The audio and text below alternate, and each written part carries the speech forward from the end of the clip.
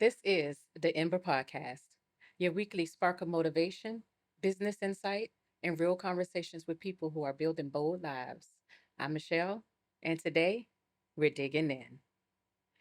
This is the very first episode, and I want to take a moment to welcome you, not just into a podcast, but into a space for growth, a space for honesty, a space for the quiet moments that shape us, a space for the small beginnings that become big transformations. The Ember podcast is built on one idea: every fire starts small, every dream begins quietly, every bold life starts with an ember. Why does your ember matter? Before we go any further, I want to talk to you about why this podcast exists and why your ember matters.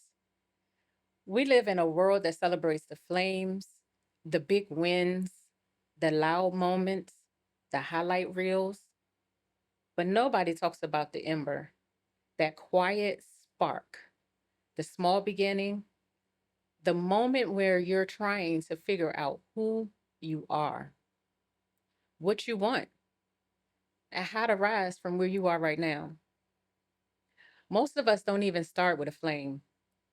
We start with something tiny, something fragile, something we're not even sure is enough. I know that feeling all too personally.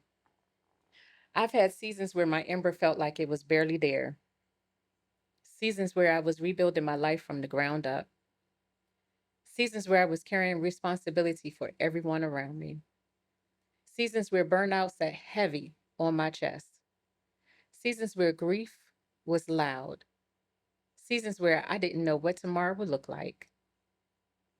But even in those moments, the ember stayed. It flickered, it dimmed, it struggled, but it stayed. And that's why I created this podcast, because I know what it feels like to rise quietly, to rise slowly, to rise intentionally, to rise without applause, to rise without a roadmap, to rise because something inside of you refuses to die. Your ember is your beginning, and this space is where we protect it. Where my ember began, my ember didn't start in a moment of clarity. It started in a season where I was carrying more than I could say out loud. I was a mother. I was the responsible one. I was the one people leaned on.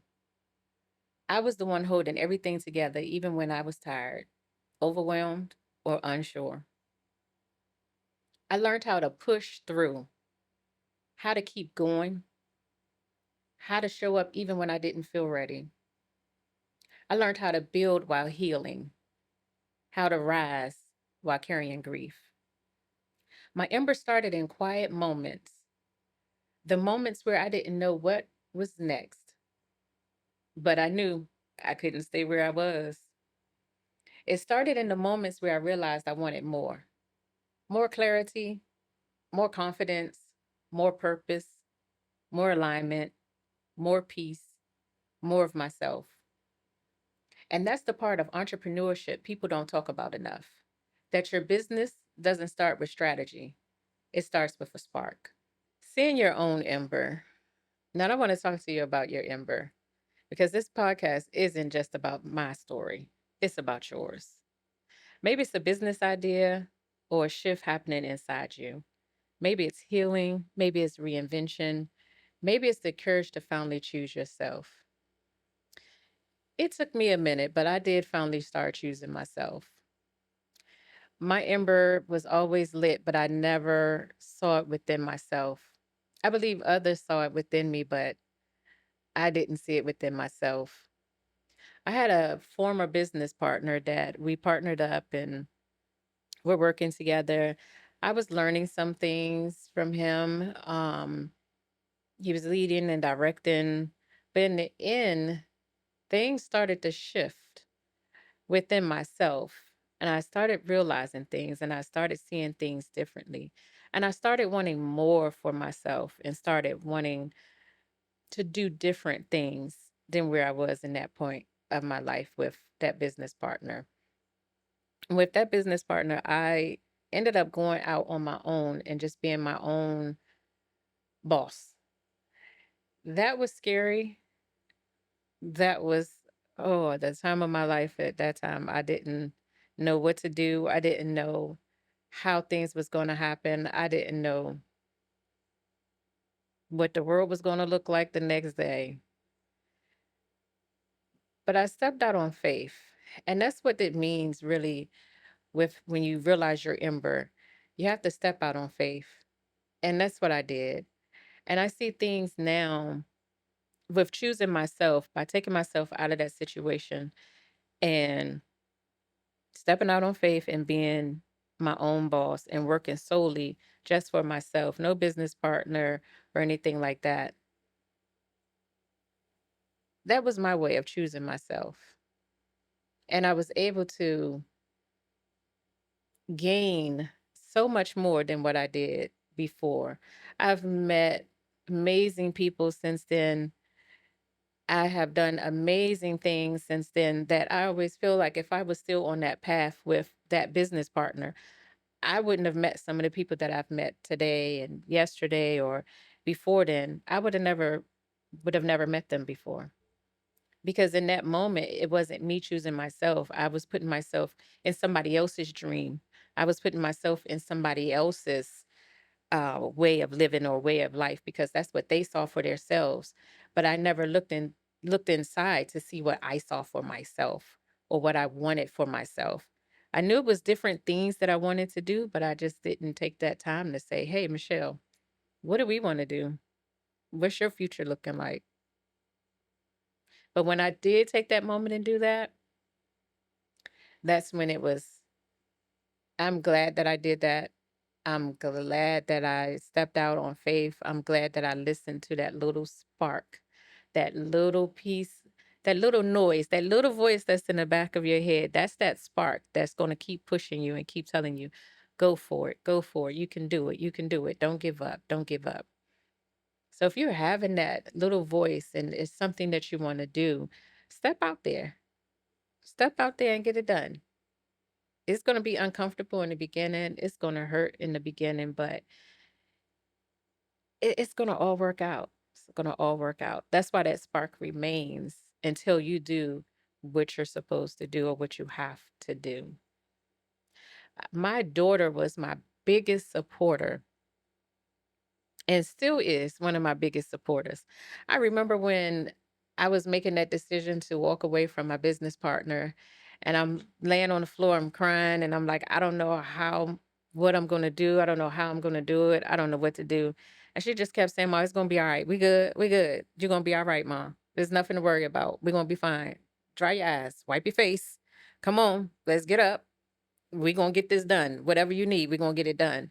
So I'm very grateful and thankful to my daughter because a lot of times, if it wasn't for her, I don't know where I would be, how I would be, or if I would have made it this far. She still is my supporter. Even today, she texted me and said, "You got this, Mom. You got this." So I'm very grateful for my daughter. That was in another time that I chose myself in those moments. You know, a lot of people counted me out when I had my daughter. I was 15 when I had my daughter. And I remember people saying, "Oh, you done messed your life up. You're not going to be able to do anything. You're not going to be able to go to college. You're not going to be nothing. Like, you just ruined your life." And I even had someone tell me before, "Oh, because you had your daughter at 15, she's going to have a baby at a young age as well." And I was like, why would you put that on my child at such an early age? That's not true. And I'm glad to say that she is an accountant and she's doing well with no kids. Not that that's a big factor because I am a grandmother, and I love being a grandma. But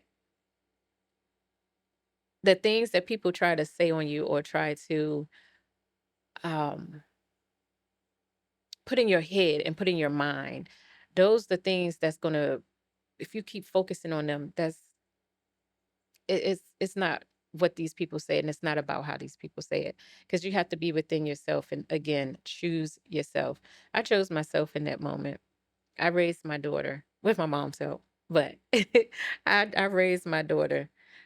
My mom, she was there. She stepped in a lot of times when needed. Um, but I'm very proud of my daughter. Very proud of her. And like I said, she is my biggest supporter. That is my biggest, the person that pushes me every day, all the time, as I push her as well to be her best self and to also listen to her ember and watch her blossom and to be able to watch her spark from her to go from this situation to that situation to the next situation. And she's such a go getter, such a go getter. So I'm very proud of her. What's that little thing that is always in your head, or that that noise in the background that you can't get rid of? That's your ember. That's your ember that's calling you. Listen to it. Help build a flame around it. Go out there and start that new business. That thought you had or that idea you had, go out there and do it. Now, what this season will do for you, let's talk about it. Because this is going to be a season that's going to help you and myself as well. We're going to be in here and we're going to grow together. We're going to heal together. We're going to keep that ember lit. We're going to listen to those sparks. We're going to let the flames rise. We're going to rise together. This isn't just a place to listen, it's a place to grow and a place for us to shift, and again, a place to rise. Every episode this season is going to be designed to help you understand yourself more deeply, strengthen your confidence, build your business with intention, and navigate the emotional parts of your life that people don't always talk about. That is the biggest piece of your ember and growing. It's a lot of things that people don't talk about, but when you start going through it, whew, that's when you know that it's something. Because people aren't going to always tell you the gritty truth.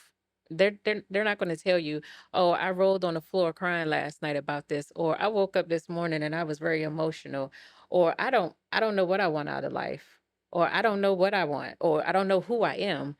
I don't know what tomorrow looks like. I don't know what next year looks like. They're not going to tell you that. They're not going to be honest with you about that. But that might be the way that you're feeling. And that's your key. That's your cue.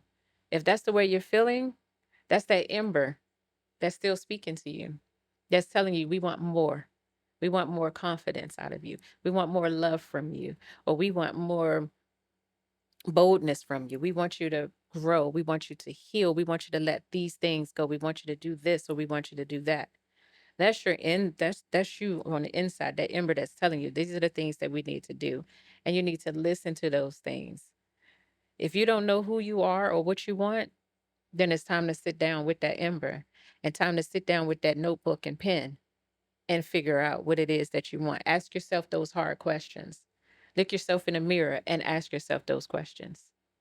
Everybody's not going to tell you that that's the one thing that they've had to go through or that's something that they're going through in that moment. But when you start to speak about it and speak your truth, you may be helping somebody else that's feeling the same way that you're feeling. So I've been there and I'm still working on it.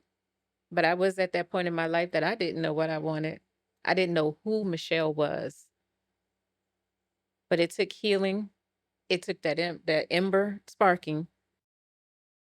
So let's talk about boundaries.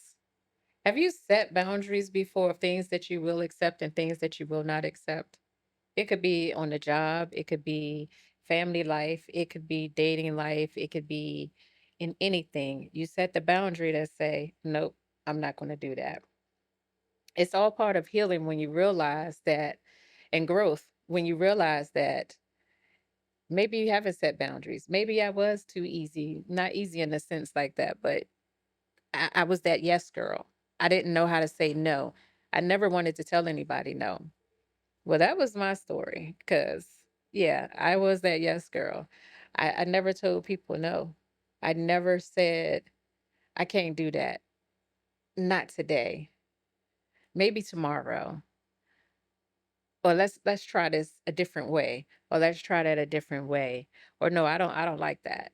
No, I don't want to do that. I never really set those boundaries before. And it's all part of going through this healing that I'm going through in this growth session. It's like now I realize, oh no, I don't want to do that. Oh no, I don't accept that. Oh no, I can't do that today. That's going to have to wait till tomorrow. Or just no, I can't do it. Because we also feel like if we say no to something, we have to give an explanation. We don't have to give an explanation. If we're that's our boundary and we're not accepting that and we say no, it's no. They don't need to know why we're saying that. But it's also to the point that once you begin to really dig deep and get to know yourself and know your worth, know what you want, it's going to come automatic for you. It's going to be hard in the beginning. It's going to be real uncomfortable in the beginning. You might lose some friends or some family members along the way because they don't know how to handle your newness. They don't know how to handle that you have set these boundaries now and that you are saying no now. You're saying, I can't do that now. Whereas before it was always, oh, okay, yeah, I can do that. You might be dying on the inside, crying on the inside. You might be stressed. You might be overwhelmed. You might have your own health issues going on or anything, but you're still showing up for that person and you're still saying yes. And you're still doing everything that you need to do for them and for yourself, but you're overwhelmed. And I'm learning now in this season that it's okay to say no. It's okay to say, I can't do that. It's okay to say, not right now. And it's okay that if people can't handle it, one, they got to learn it. Just like you had to unlearn being that yes person or always accommodating others when one, they might not be the same to you. They might not be accommodating for you. Can you call that person when you're in the need of something? Can you ask them to do something and they're going to do it? It's okay. But they have to learn the behaviors. Well, let me not say behaviors, but because you're unlearning saying yes all the time. Now they have to learn you saying, no, I can't do that. And it gets hard for them, but it's harder for you, but it's necessary. You have to set those boundaries. If not, you're going to wear yourself out. You're going to stay stressed. You're going to stay overwhelmed because you're trying to do this for that person, do this for this person. You're trying to do this. Then you got to throw in yourself. Then you got to throw in your kids. Then you have to throw everything else in there together.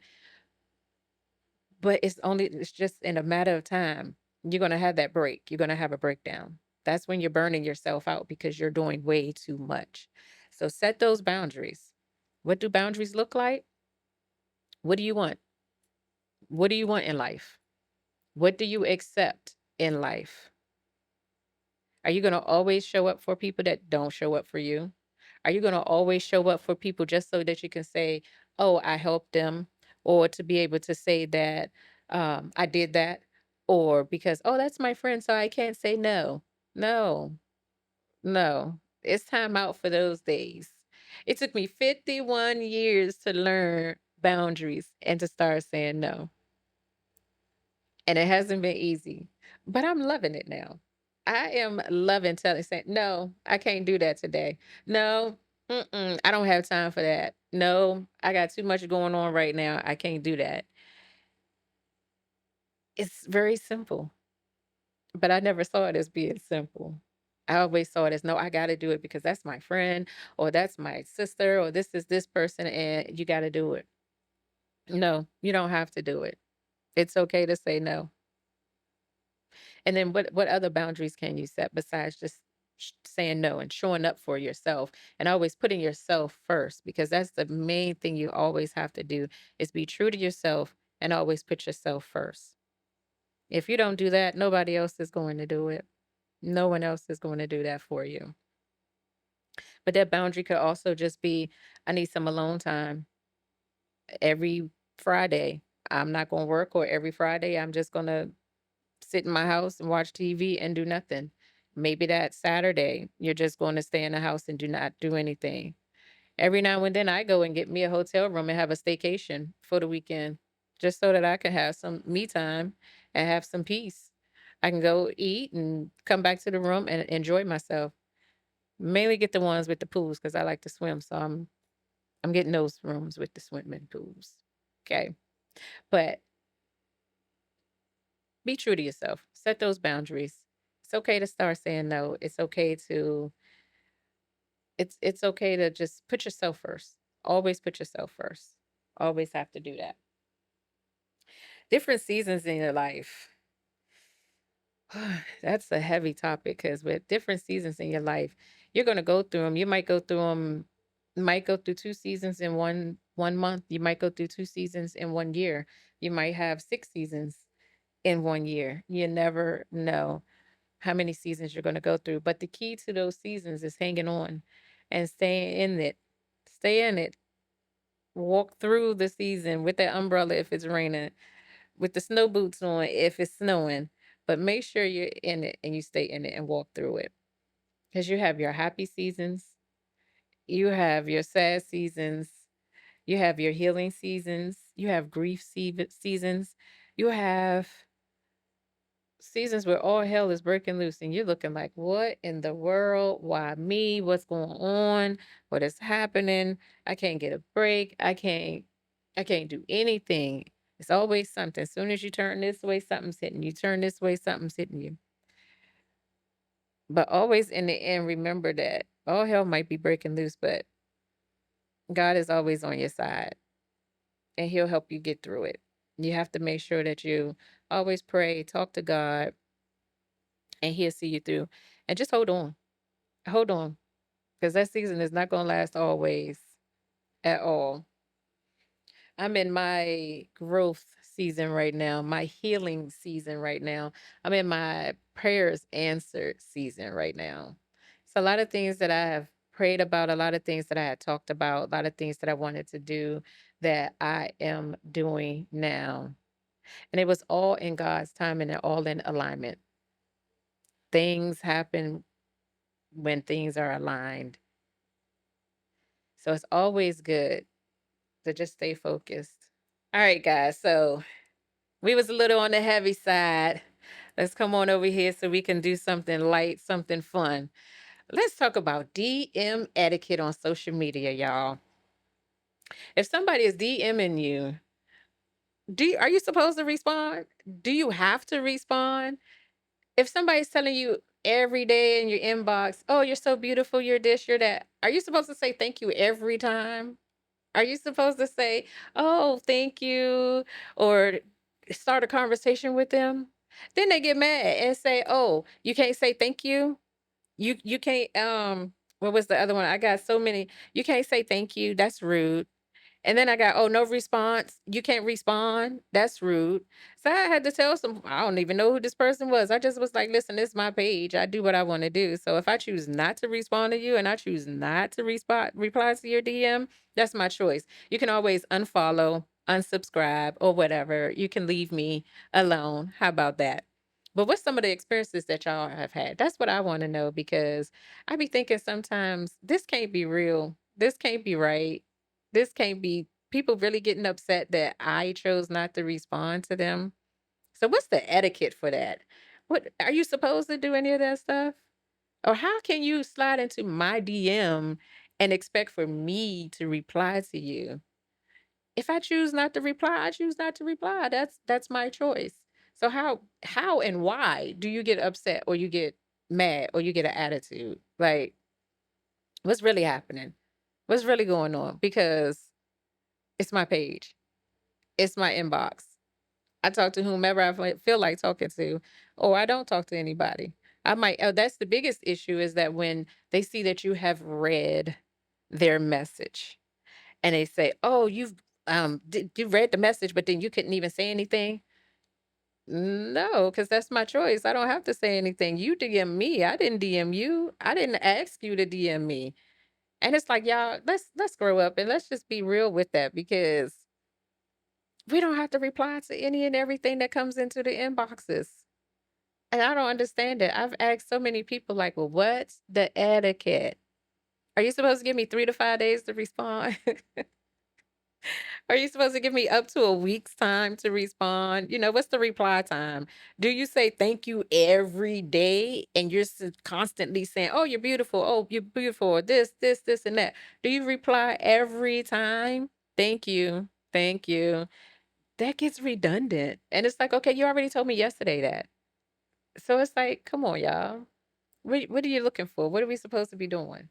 That kind of ran into when I saw this. I was at Fridays the other day, and these girls approached this guy, and it was like their whole approach to approaching him. It was like, what are we doing? How old are we? And they went over to him and was like, my friend over there said, can you guess what we are? Because one's in medical and one's not. Do you know which one is in the medical field? Which one isn't? And I'm looking at this guy and he's looking at me like help. And I'm like, I don't even know these women. And yeah, that's kind of crazy, y'all. How old are we? What are we doing? And she just was standing there. And it's like, oh my gosh. And I'm just sitting back watching. And I was like, this is crazy. And then she said something else to him. I cannot remember what it was, but whatever it was, I can't. She said it. And I remember just looking like, what? Did you really say that? So it's like, how are we approaching men in 2026? Like, how is men approaching women in 2026? Because maybe some people might need some help with that. I know those women because they kind of disappointed me when I looked at them and I was like, they either my age or in their 40s. I said, but they too young to still be approaching somebody with that type of banter and just like giggling. And I don't know, maybe some men like that. That might have somebody else, they might have been able to get the phone number or they might have been interested. So they probably would have talked to them then. But it's like, how are we approaching men? Men, how do they like to be approached? Women, how would you like for a man to approach you? It's like, what y'all want out here? It's 2026. What is that man looking for? But I just felt like the way they approached him, all I could do was shake my head and I said, this is crazy. This is crazy. I wouldn't want a man to approach me, and that's the way he's approaching me. And it's all and I'm a silly person. I love to laugh. I love to laugh. I love to talk. All of that. But don't approach me in that way that it's like he ha, ha. And guess what I do? I don't know what you do. I just saw you today. So how am I supposed to know what you do? And that's the thing that I get all the time or that I see a lot when I'm outside is when I go out, I'm a watcher. I like to just sit back and watch. I get upset sometimes because I'll go out and I'll say, I'm just going to go have me a drink and I'm going to read my book because I'm an avid reader. So I'm always reading my book. And so I'm trying to read, minding my business. I'm just getting my drink. Of course, I stay always watch my surroundings, but at the same time, it's just like, y'all, I'm out here just to read. I'm at the end of the bar reading my book by myself because that's what I wanted. I wanted to come outside, have a drink, and read my book. But you get constantly people coming up, they talking to you, and then it's like, I'd never forget the one time I was at the bar and that's what I was doing. And a gentleman came up to me and he said, you need to teach a class or you need to teach a lesson. And I was like, on what? What are you talking about? He's like, because I watched you, but people are talking about you. He was like, but you've just been so engrossed in your food, your drink, and your book or your work or whatever you're doing. And I'm like, oh, I'm reading a book. And he's like, well, a lot of these women do a lot of things for attention. They're being loud, they're doing this, they're doing that. He was like, but you don't know how many people have been talking about you, and all you're doing is sitting over here at the bar, drinking your drinks and eating and reading your book, and everybody's talking about you and they're watching you. He was like, so you should teach a class on that. But of course, I can't teach a class on that. It has to just come natural and be who you are. So and that's who I am. Thank you for being here at the Ember Podcast. Thank you for choosing to honor your Ember. If you're growing, building, or rising, this is your space. Like, subscribe, share, and come back next week. This is the Ember Podcast. Keep your fire alive.